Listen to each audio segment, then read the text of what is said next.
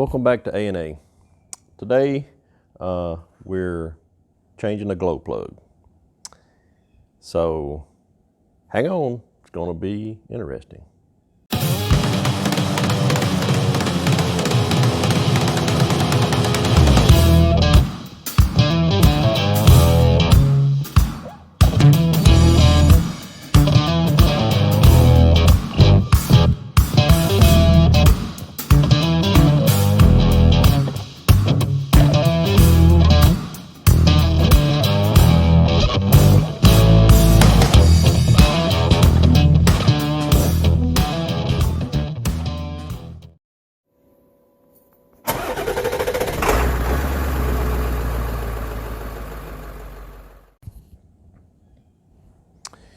Back on the 2008 F250 with the 6.4 diesel, I have a check engine light on.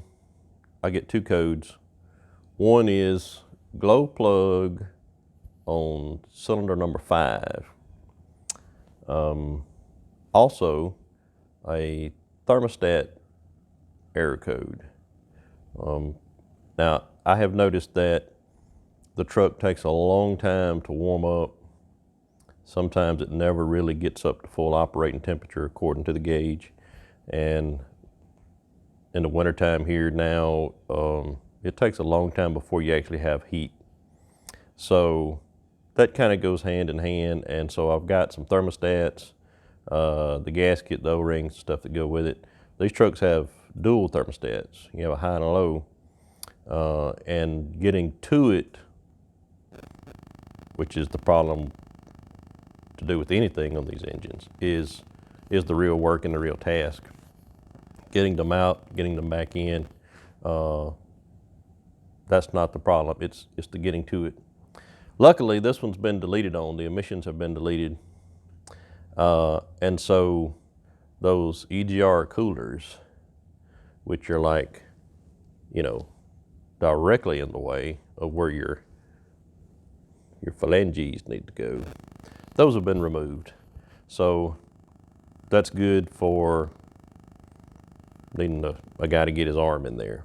So right now, on this video today, we're going to do the glow plug. I'm not sure how long it's going to take, but I would say it's probably going to take at least a couple of hours for me. I've never done one before.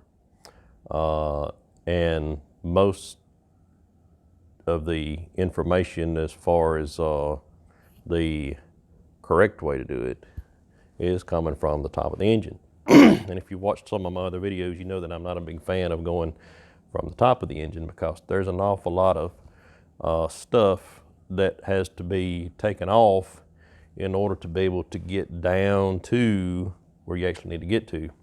The good thing about these trucks, if you take these inner splash guards out, you have a whole world of room under there. And the glow plugs especially, you have tons of room, except for cylinder number 5. Go figure. I don't know. Is it just my luck? Can't be. Yep. Cylinder number 5, which is the one that's giving me problems, is the hardest to get to, because your air conditioning condenser, evaporator.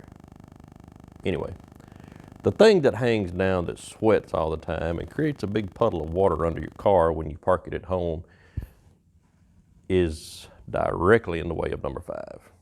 I'm gonna put your eyes in here so you can see it, so you can kind of see what I'm talking about. That's gonna be the challenge. And really, whether you go from up top or from down below, that's still going to be a challenge. So let me show you what I'm talking about, then you'll understand. Now, the side of the engine that number 5 is on is the passenger side. All of your odd number cylinders is on the passenger side. Your even number cylinders is on the driver's side. So starting on the passenger side, you have 1, 3, 5, and 7. All right, if you'll see, all right, if you can see back there. You see the little dirt dauber nest to the right? Well, just to the left of it, that is number 3. All right, so that one could be a little tedious to get to. However, if I can get your eye on it here, you kind of see the edge of it. There we go. Directly behind this nice cylinder, which is your air conditioner, evaporator, core thing, whatever. That's the one we need. That's number 5. 7 is right there. That one wouldn't be hard to get to.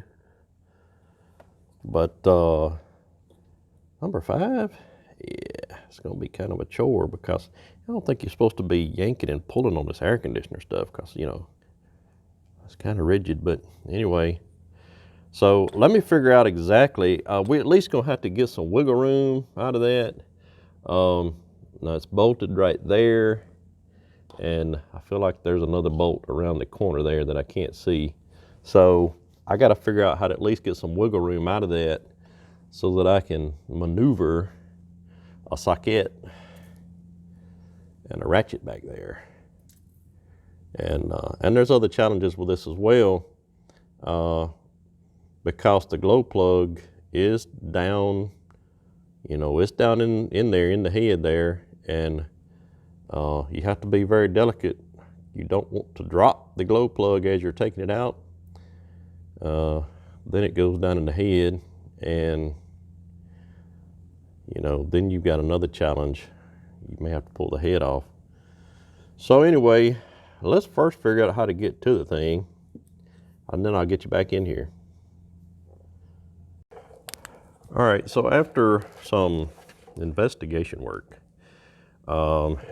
it does appear, in this case, that it's going to probably be easier to get to this. Let me see if I can get a better angle for you.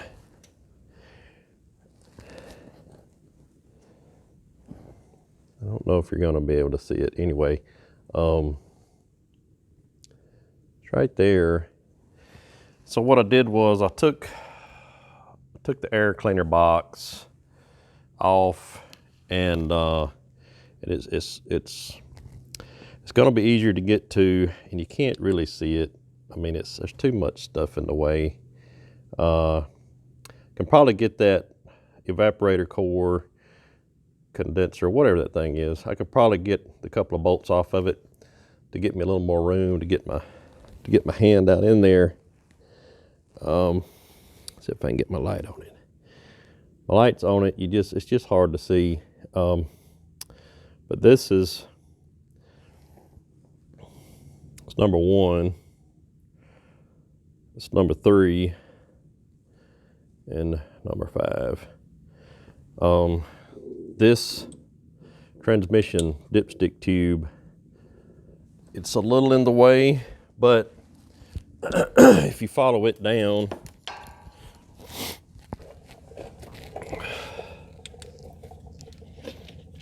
it's bolted right there. That's what's holding it so stiff. Now it goes on down, you know, to the transmission, but we can get a good bit of wiggle room. If I take that out, move the dipstick tube, I can get a better access to get the 2 bolts out of that. So then I can maybe get enough room then to get behind there. I have to be gentle popping that harness off. The glow plug harness, you have one on the left, one on the right, one for each bank. And I doubt it's ever, I'm sure the glow plugs, the harnesses, all this is original to the truck. So those typically are brittle and most always, from what I've heard and read, most always break when you try to pry them off because they're plastic with some O-rings, and your wires run through all that. Once you pull that out, and if you've watched the botched engine install video, once you pull those out, I mean, you're looking at where the oil flows. So if you break that, you know, you're going to have a pretty good oil leak. So once we get it out, inspect the O-ring. I have some O-rings here. We can put new O-rings in it. Anyway, that's what we're after. And in this case, I'm going to go both from the bottom and the top. If nothing else, definitely can get some more light on the situation so you can see actually what you're trying to reach from up top. You can get some lights down here and get all this stuff out of the way. So anyway, let me get a little further into this, get you back.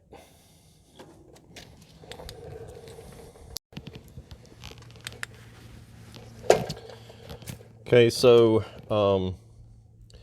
removing the two nuts that hold this on, I did remove both of those from down below here, and there's not a lot of play in this. We can wiggle it, but as far as trying to pull it off of those studs, I'm afraid we're going to be pushing and pulling on some air conditioning lines, and I don't really want to do that. Anyway, so I started back here in the back. You can't just go to number 5 and pop off the boot, because now you're putting stress on the ones on either side. So back here at number 7, I went ahead and tried to be as gentle as I could, and I didn't break anything. And there's no O-rings. See if I can do this with the only 2 hands I've got. There's no O-ring. The little seal boot thing here at the top is actually what seals off in the valve cover right here. And if you'll notice, you're immediately, in the oil, the oil is going to be circulating around up under this valve cover. You're immediately in the oil right there.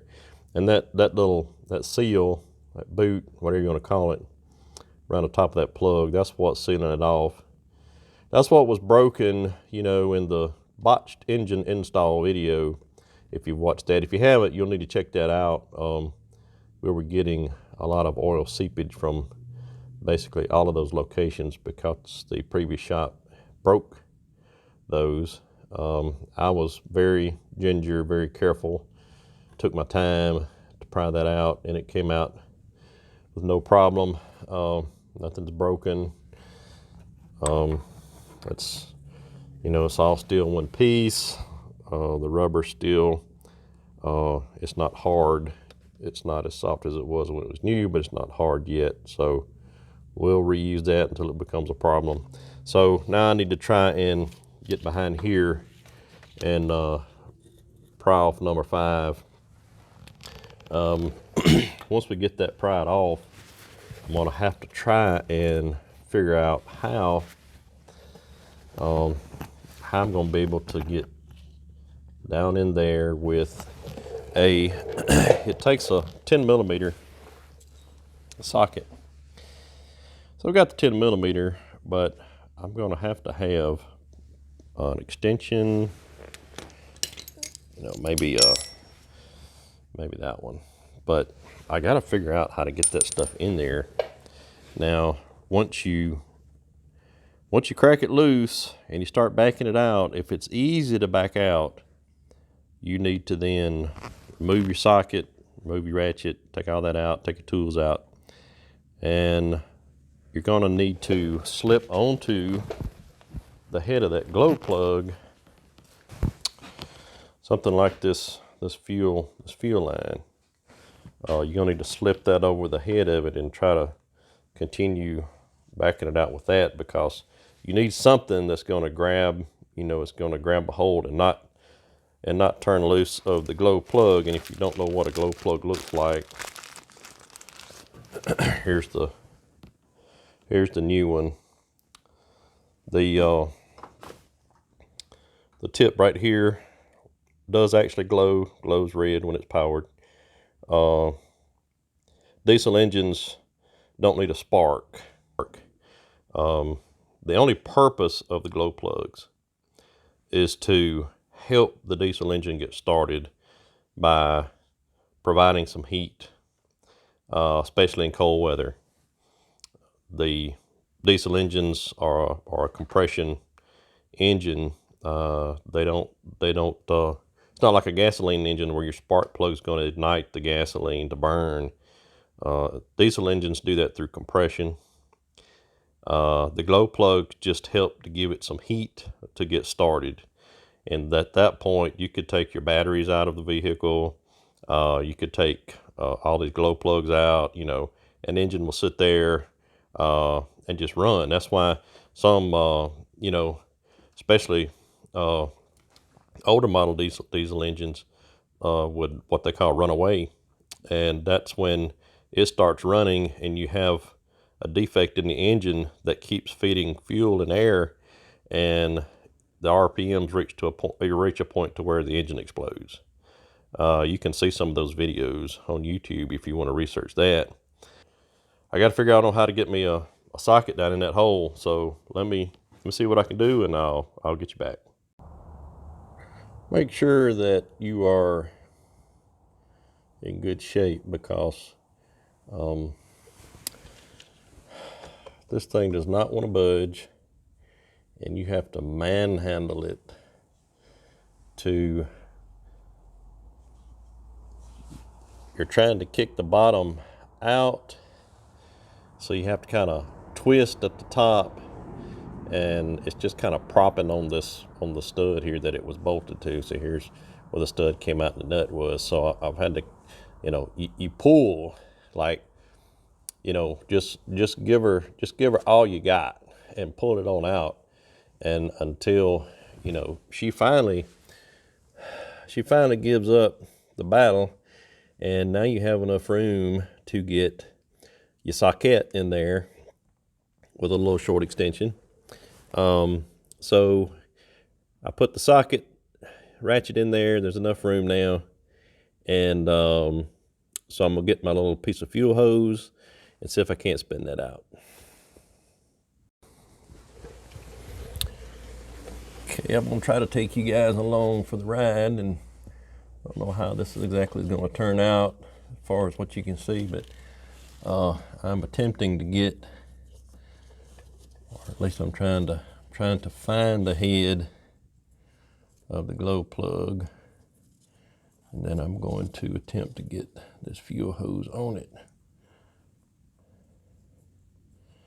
which is apparently not going to be the easiest thing to do. As soon as I feel like I've got it, there's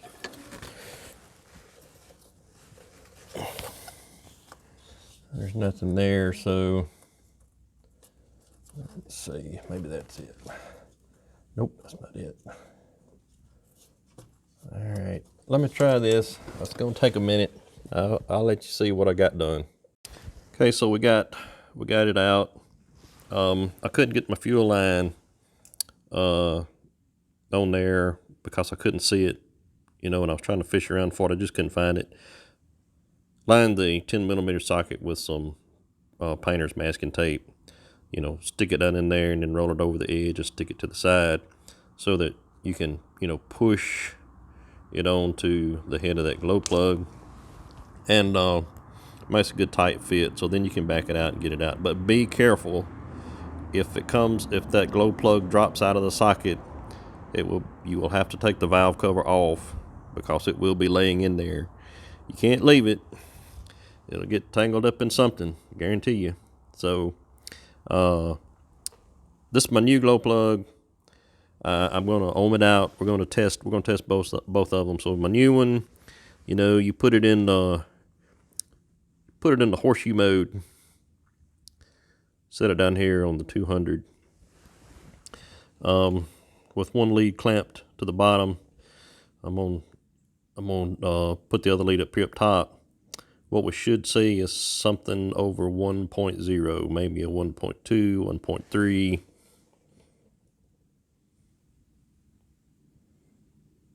Hey, we got a 1.1. That's where the electrode's gonna be, so we really need to. So that's a good one. Now let's swap it and put it on the old one, and we'll either get something way less than that, or more than likely we'll get 0. And I need both hands. Okay, got the old one, got one lead clamped onto the bottom. Let's look at the voltmeter, get this out of the way for you. Like I said, we should probably see 0. Definitely will be less than 1. Okay, we're not getting anything.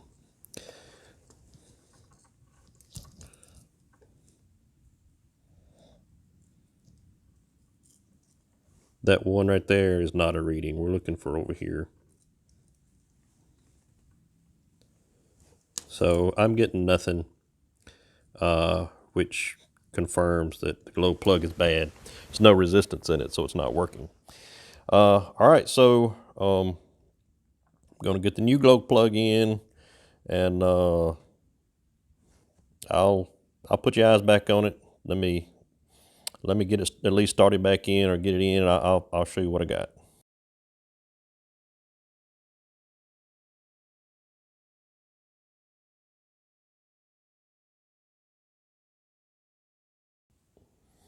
So I guess that's going to be it for the glow plug repair. I'm just going to button all this back up, and that'll be the easy part. Not going to bore you to death with that. So if you liked the video, give me a thumbs up, subscribe to the channel, and we'll do the thermostats next. I'm not sure if I'm going to do those today or not, but we'll do a separate video for that. Got to drain the coolant. I hate draining coolant, so we'll see. We'll see what I feel like when I get done with this. But have a great day. Be safe. God bless.